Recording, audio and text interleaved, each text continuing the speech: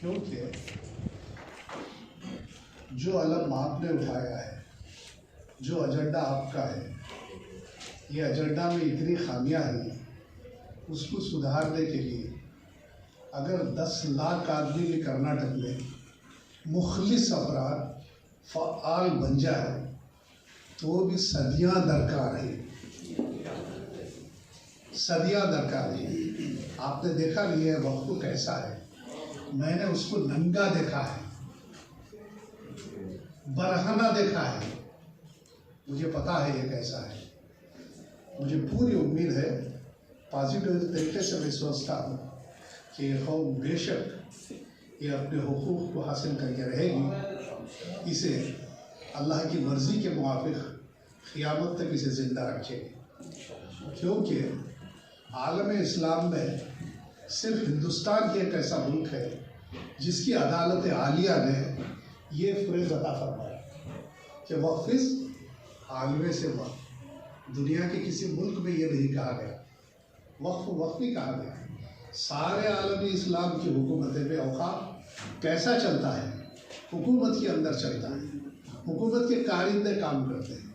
लेकिन ये जो हिंदुस्तान का औक़ाफ़ है, जो 1950 पर 4 में एक नया क़ानून बनाया गया, मौलाना अबुल कलाम आज़ाद रहमतुल्लाह अलैह की सदारत में इसका मुसव्विदा बना गया। ये एक बेहतरीन क़ानून है जिसकी मिसाल दुनिया में नहीं है कहीं। इतना कुछ होने के बावजूद भी इतने खामियां ऐसा क्यों हुई? इसके भी वजूहात हैं। एनक्रोचमेंट वक्फ प्रॉपर्टी में होता है, आप सारे औक़ाफ़ को खंगाल लीजिए, 4 से 5 हज़ार एकड़ ज़मीन इसकी एनक्रोचमेंट है। मैं आपको मिसाल देता हूँ, आज जो हमारी रेवेन्यू डिपार्टमेंट की ज़मीन है, जिसमें जो भी एनक्रोचमेंट करता है उसे रेगुलराइजेशन करने के लिए 90/2, 90/3 में कर्नाटका लैंड रेवेन्यू एक्ट का अमेंडमेंट किया गया, सेक्शन 93A-B-C। आज जो लोग एनक्रोचमेंट्स के लिए एप्लीकेशन डालते हैं, उस गवर्नमेंट लैंड की एक्सटेंट 14.5 लाख करोड़ है। This is the encroachment of government land, सिर्फ रेवेन्यू की। और कई लोग उसमें एप्लीकेशन नहीं डाले क्योंकि वो कानून में नहीं आते मंजूरात के लिए।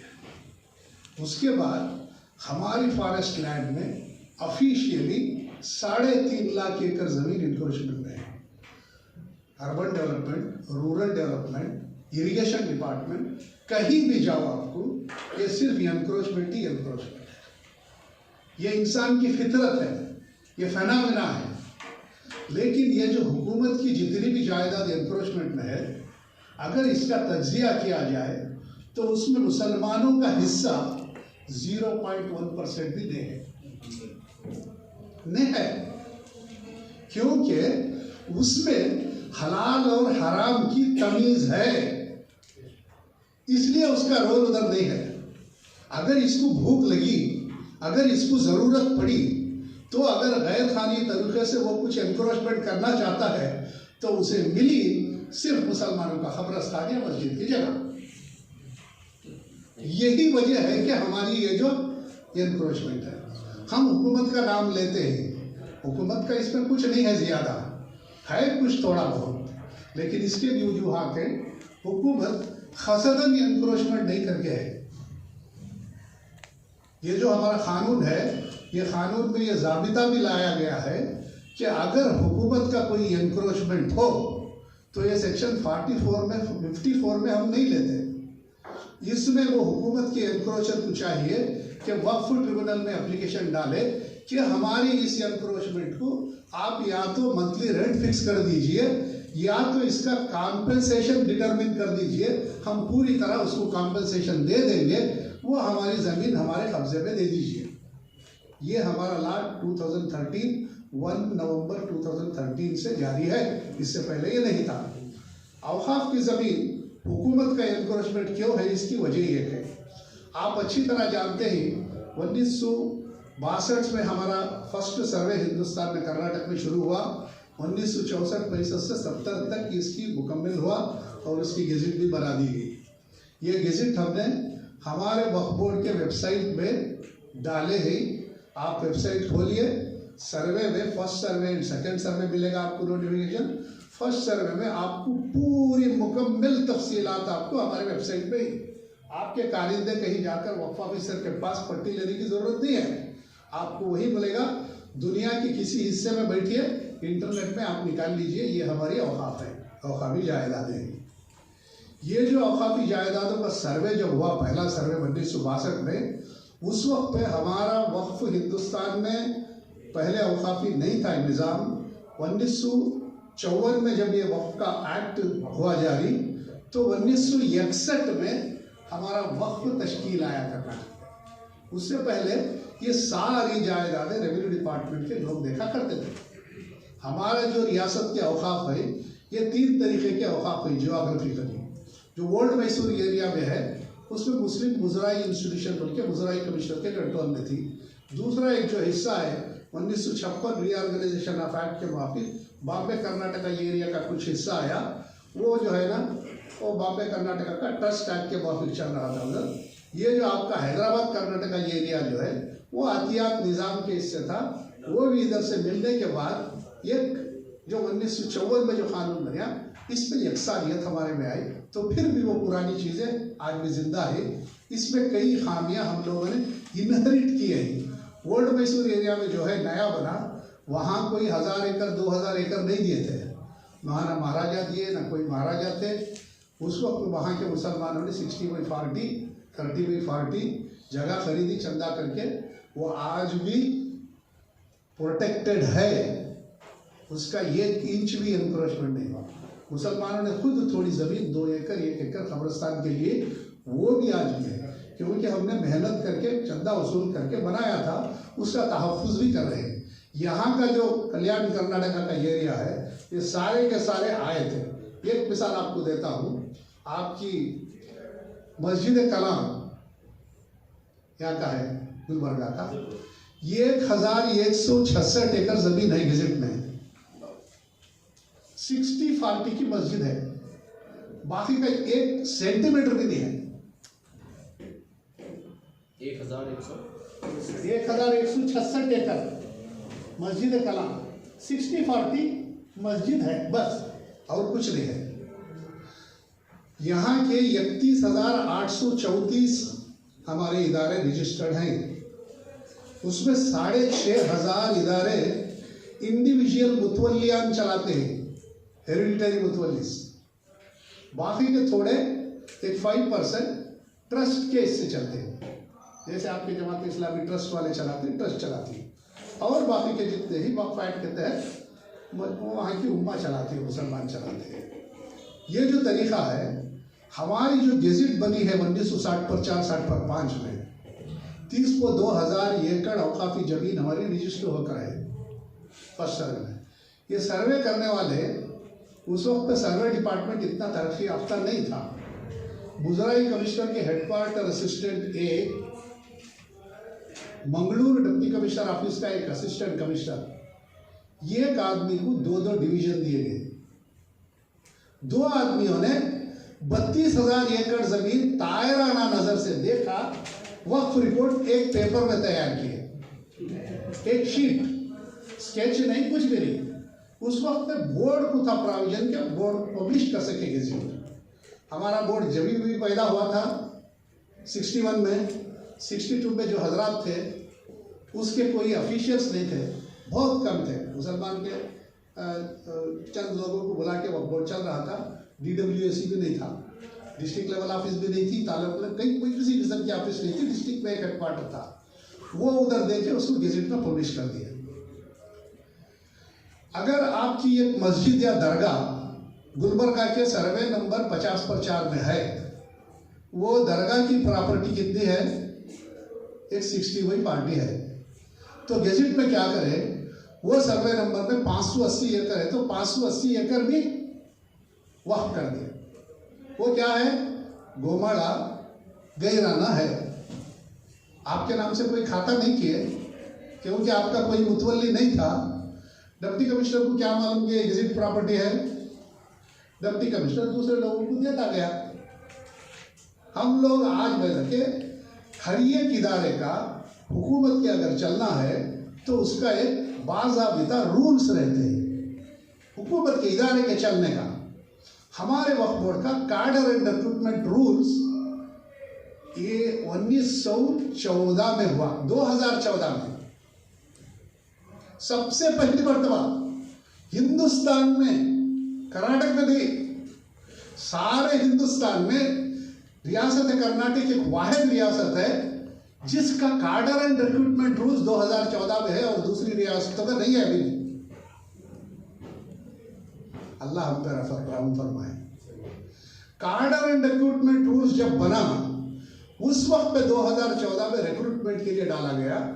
उस वक्त पे हमने सिर्फ मुसलमानों की ये जायदाद बचाने के लिए इसके सारे रिकॉर्ड फारसी और उर्दू में ही हम सिर्फ मुसलमानों को ही रिक्रूट करेंगे। लॉ डिपार्टमेंट वाले एग्री नहीं किए। SC/ST का रिजर्वेशन है 50%, 3% बैकवर्ड क्लास को देना, सारा 50% का रिजर्वेशन देना, इसे नहीं माने।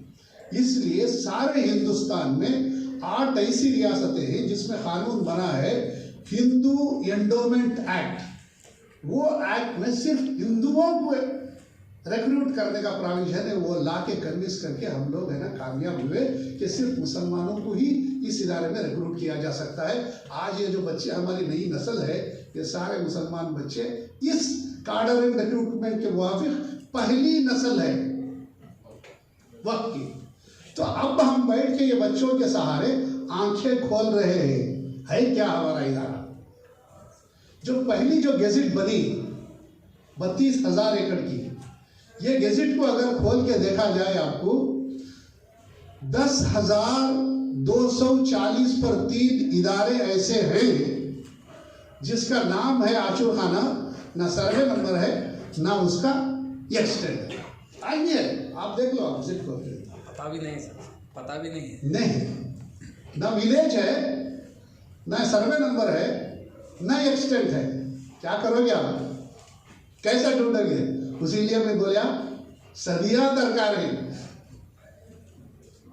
ये हमारा फर्स्ट सर्वे का, फर्स्ट सर्वे से सेकेंड सर्वे में हमारे कानून में क्या जवाब था 1995 के कानून में हर 20 साल में एक सर्वे होना होगा। अब जो 2013 में जो कानून बने, अमेंडमेंट हुआ, इसमें क्या करें हर 10 साल में होना सर्वे। तो 1998 में रेवेन्यू डिपार्टमेंट ने सेकेंड सर्वे के लिए कर्नाटक में एक नोटिफिकेशन इशू किया। सारे डिप्टी कमिश्नर्स को, रेवेन्यू कमिश्नर्स को सर्वे कमिश्नर्स बनाए, असिस्टेंट कमिश्नर्स। 2015 तक कुछ भी नहीं खिसका था। ये हुकूमत सो रही थी। तो हम क्या थी? क्या ये गफलत थी? क्या नशे में थी? क्या मुर्दा थी? हुकूमत तो इतना तो है एहसास, हमको नहीं उठे। यही विशिष्ट है पहली। आज कई इस्लामी इदारे हैं, वो उनका दस्तूर अलग है।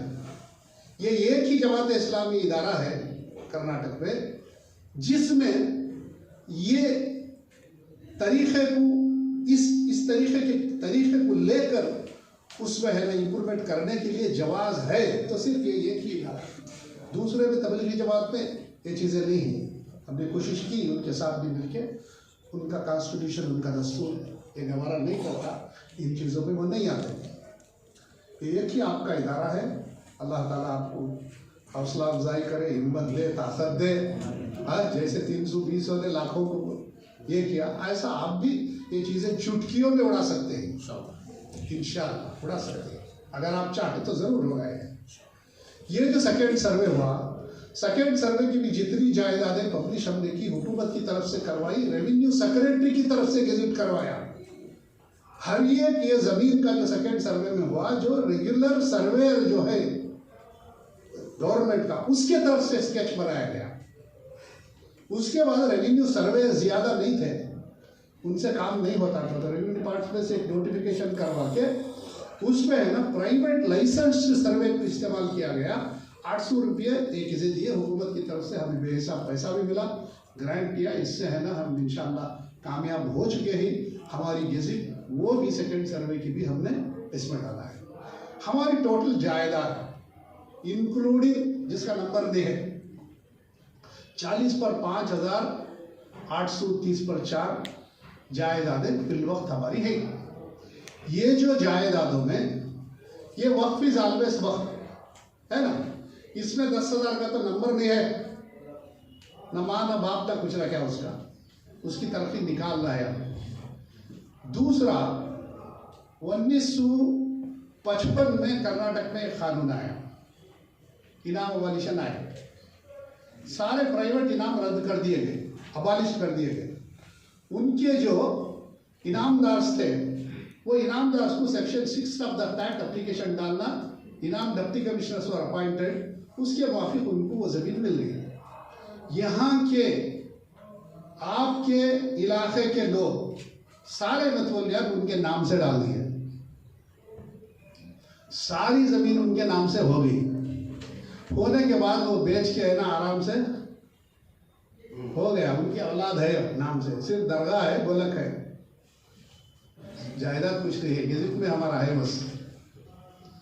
उसके बाद सर्टन इनाम अबॉलिशन एक्ट 1977 में आया, उसमें भी हमारी जमीन गई।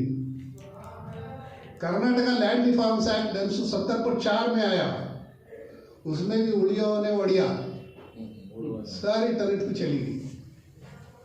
जाने के बाद ये जो नई नस्ल आई उनके सहारे से हम लोगों ने ये चीज का क्या, भाई जब CEO था उस वक्त मैं ये तज्जिया किया था, ये बिल्कुल बैठ के 50 पर 7,000 एकड़ जमीन हमारी इस तरीके से 3 खवारीन में जाकर है।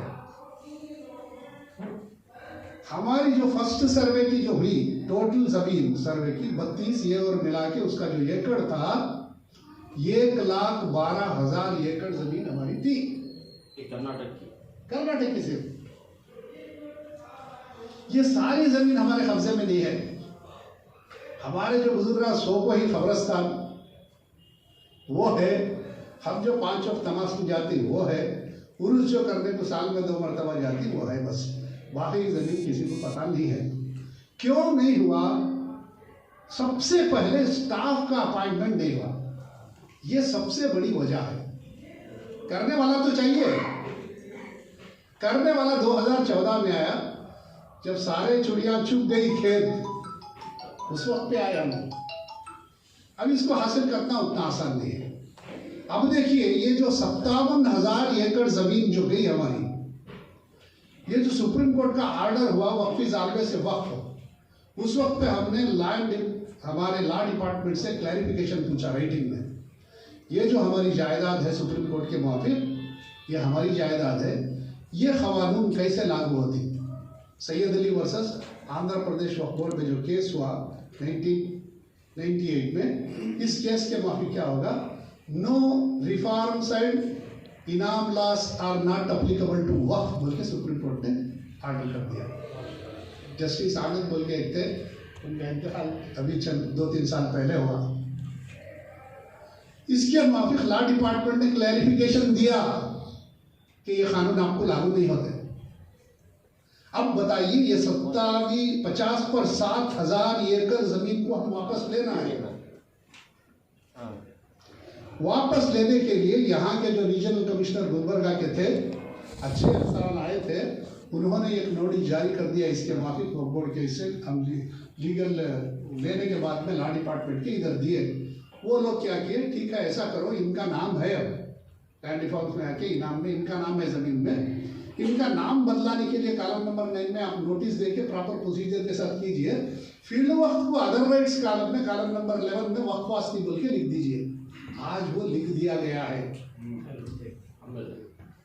अब लिखने के बाद में क्या हुआ, वो जो पहले जो इनाम में इन्होंने लिया था उसके बाद में इन्होंने इनको बेचा, इससे उन्होंने इनको बेचा, इन्होंने उसे अलीनेशन करा के उसमें बिल्डिंगें बनवा ली, उसकी हैयत बदल गई। जो पहले की हैयत थी वो हैयत नहीं रही। आज जिस माहौल से मुसलमान हिंदुस्तान में जी रहा है, ऐसे माहौल में अगर जाके हम इनके पास जमीन ले लें, अंजाम इसका क्या होगा? है ना, आसान है। मैं इसीलिए कह रहा हूं कि सदियां दरकार है, ये उतना आसान नहीं है। इसमें आपका जो इदारा काम करेगा, इसमें कैटेगराइज कर लेना, आपको प्रियोरिटाइज कर लेना, तरजीहात देना, औकाफ के वसाइल को किसको हम फर्स्ट प्रियोरिटी में करें, किसको सेकेंड प्रियोरिटी में करें, किसको थर्ड प्रियोरिटी में करें, है ना।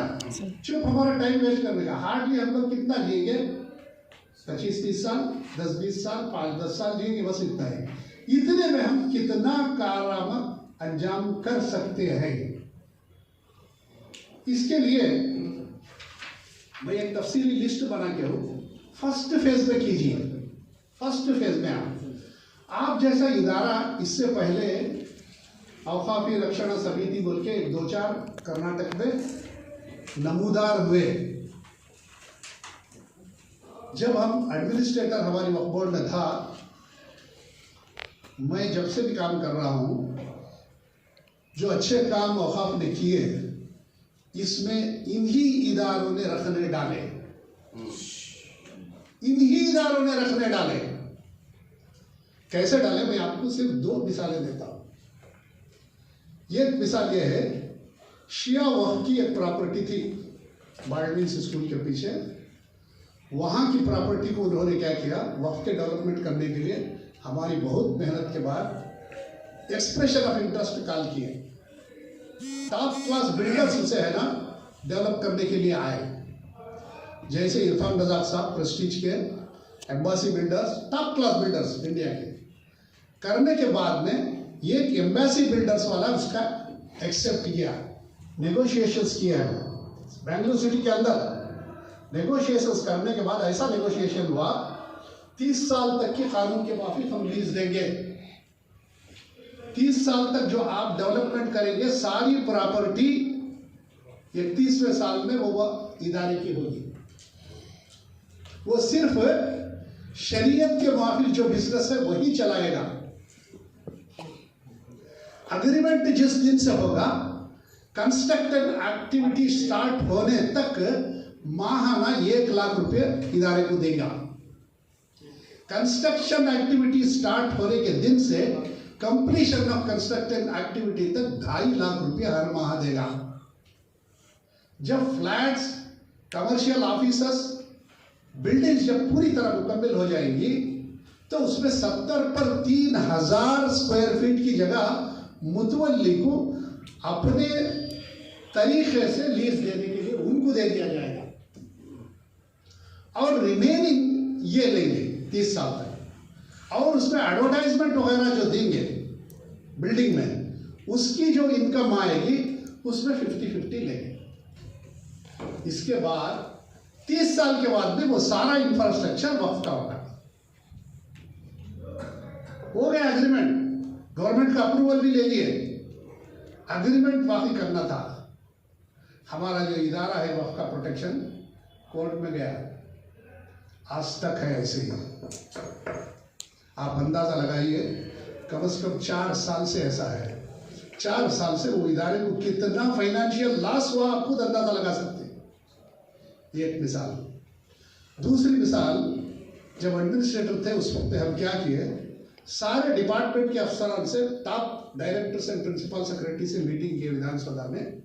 हमारी औकाफ की जमीन है, हम नहीं संभाल सकते, हम चाहते हैं अगर इंडिविजुअल दिए तो ये आदमी 5 रुपये नहीं देगा, महीनों तक भी किराया नहीं देगा, उससे कोर्ट में लड़ना पड़ रहा है हमें। आप हुकूमत के इदारे के जो डेवलपमेंट एक्टिविटीज है वो हमारी ज़मीन पे कीजिए, हम लीज देते हैं आपको। जैसे हमारे इदारे के, माइनॉरिटी डेवलपमेंट इदारे के मोर देन 400 हॉस्टल्स हैं, सिर्फ मुसलमानों के हॉस्टल्स, बैकवर्ड क्लास के, माइनॉरिटी डिपार्टमेंट के, pre matric hostel, post matric hostel, girls hostel, boys hostel, जितने भी इदारे बनते हॉस्टल्स बनाना, तो डिप्टी कमिश्नर अलॉट करेगा 20 किलोमीटर दूर खरिये में गवर्नमेंट लैंड है बोल के उधर देते हुए। हमारे बच्चे उधर नहीं जाते, औरत बच्चे जाती, तो हमें क्या बोले, हमारी वक्त की जगह जो मस्जिद के करीब में है, हमारे मोहल्ले में है, हमारी रिहाइश के दरमियान में है, ये जगह हम हुकूमत को देंगे, हुकूमत का जो मैक्सिमम रेंट है वो आप दे दीजिए। हमारे ही डायरेक्टर थे अकरम पाशा, 30 साल का किराया हमने वसूल कर लिया सिंगल रेंट में। इदारा हमारा है, हमारे बच्चे ही तो पढ़ेंगे। तो इसे भी है ना, ये हमारी रक्षणा समिति वाले कोर्ट में गए, उसे भी इंस्टॉल करें। तुमको उनका हॉस्टल ग्रांट आया, हॉस्टल का गवर्नमेंट वाले शोकाज नोटिस दिए डायरेक्टर को, ना तो बिल्डिंग बनता ना हमारा बजट खर्चा होता, ये इससे तुझे कैंसल करती। लास्ट में मजबूरन उन्होंने जो पैसा दे दिए थे वो पैसा वापस दिया। जो भी इदारा बनता है हमारे रास्ते के कांटे नहीं बना। आपकी सबसे पहली शुरुआत हुई कि ये इदारा फ्रेंड ऑफ वक्फ, अल्लाह की जायदाद, ये वक्फ बोर्ड की जायदाद भी है, वक्फ बोर्ड के सीईओ की नहीं, स्पेशल ऑफिसर की नहीं है, डीसी की नहीं है, ये अल्लाह की जायदाद है। अल्लाह की जायदाद जो इंसान समझेगा, एक सवाब की नीयत से अगर काम करेगा, उसे जब इबादत समझ के काम करेगा, जब भी कोई कुछ कर सकता है उसमें बरकत भी मिलेगी, उसमें इस्तिताअत भी होगी, इंशाअल्लाह इसमें कामयाबी हासिल होगी। ये सबसे पहली चीज़ है कि हम वक्त के लिए लड़ते रहेंगे, उनसे रस्साकशी नहीं करेंगे, उनसे मिलजुल के काम करेंगे। मिलजुल के काम करने के लिए हमारी एक कामयाब हमारे आंखों के सामने है। चंद दिनों पहले से हमारा हज कमेटी का प्रोग्राम आया।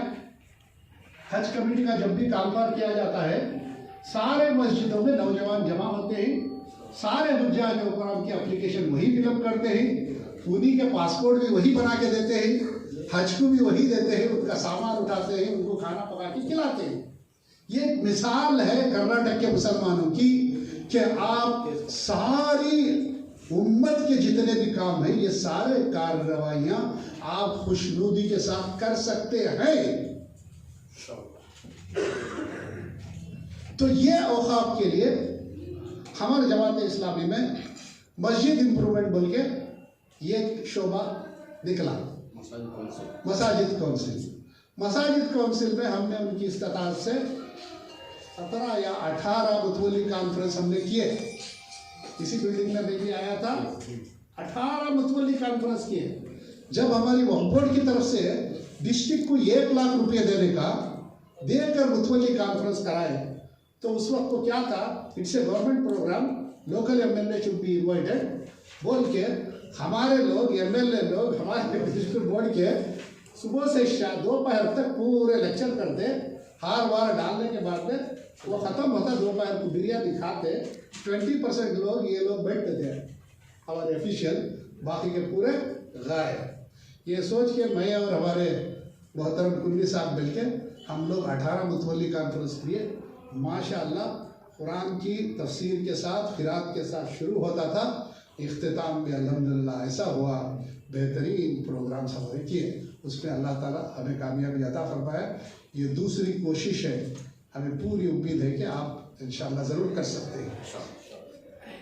इसमें मैं थोड़े 11 काम आपके लिए लाया हूँ, क्या कर सकते हैं। सारे वक्फ अफसरान को क्यों बुलाया गया है कि आपको वो पहचान लें ये इदारा क्या है। ನೋಂದಣಿ ಆಗದೆ ಉಳಿದಿರುವ ವಕ್ಫಾಸ್ತಿಗಳನ್ನು ವಕ್ಫ್ ಮಂಡಳಿಯಲ್ಲಿ ನೋಂದಣಿ ಮಾಡುವ पूर्वभावी कार्य। हमारी मसाजिदें 10,000 मसाजिदें रजिस्टर्ड है, और भी 10,000 मसाजिदें रजिस्टर होना है, वो नहीं आ रही। क्यों नहीं आ रही, ये क्या है मेन मसला। हमारा मसलक वक्फ बोर्ड में आने के बाद में हमारे मसलक के तरीके से चलने नहीं देते। तबलीग वालों की मस्जिद है, दूसरे इंटरफियरेंस करेंगे, फातिहा वाले की मस्जिद है, ये लोग आपको मिल जाएंगे। ये है ट्रस्ट है, ट्रस्ट के माफिक हम ना इदारे से आज़ादी से चलने नहीं देंगे। ये चीज़ आई 7% कंट्रीब्यूशन इनको क्यों देना, अनेक तरह से मेहनत लग जाए।